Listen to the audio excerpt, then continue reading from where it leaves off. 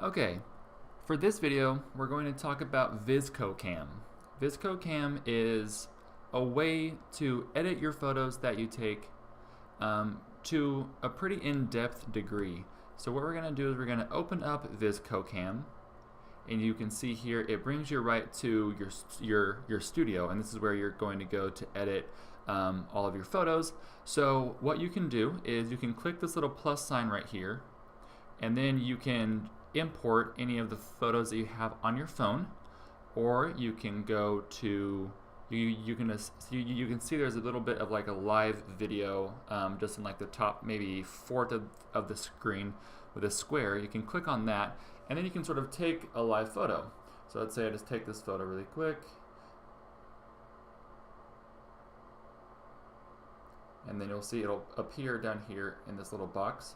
I'm going to click on that, and then you're going to be able to edit the photo from here. So what you're going to do is you're going to press this icon that looks like two little slider bars. I'm going to click on that, and it's going to bring you to the presets. So down here in the very bottom, you'll see there are all of these presets that I can sort of scroll through. I think it comes loaded with maybe 20 at the max. Here I've bought not every, but pretty much I've bought every preset pack that there is, because I take a lot of photos on my phone and I like to kind of be able to sort of play around with them. So with the presets, you can just sort of choose one, and then it's going to change your photo to look like that preset. They've got a lot of black and white, a lot of color with different things. They've got some wacky ones like these right here.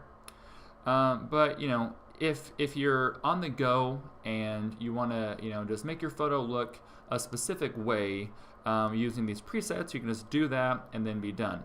But let's say you just want to edit it from its raw photo. We can just go back here to the dials, and then these are all the different controls that you have here to change.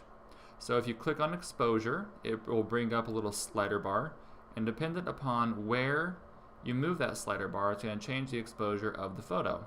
So you can go a little bit darker. You can see there are a little bit of highlights and everything that are going to be brighter than the darkest part of the photo.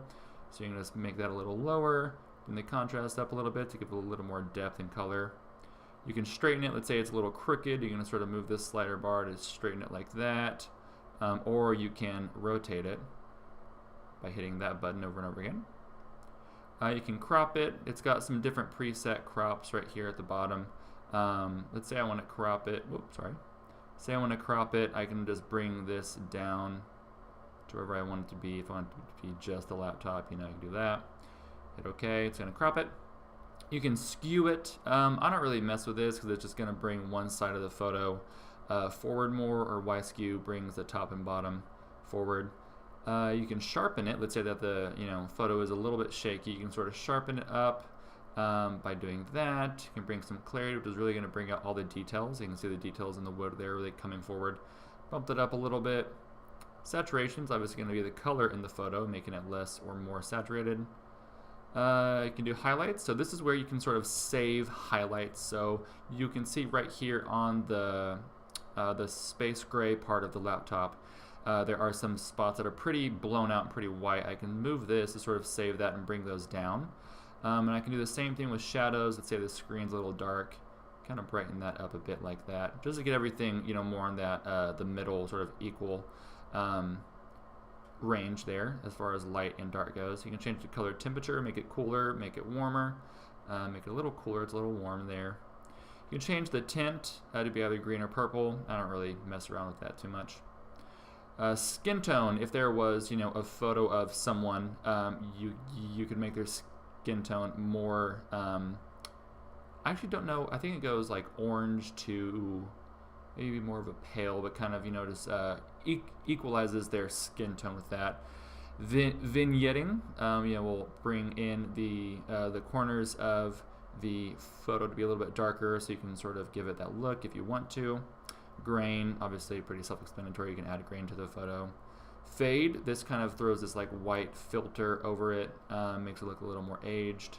Shadow tint, so any part of the photo that's dark and that is a shadow, we'll change that color.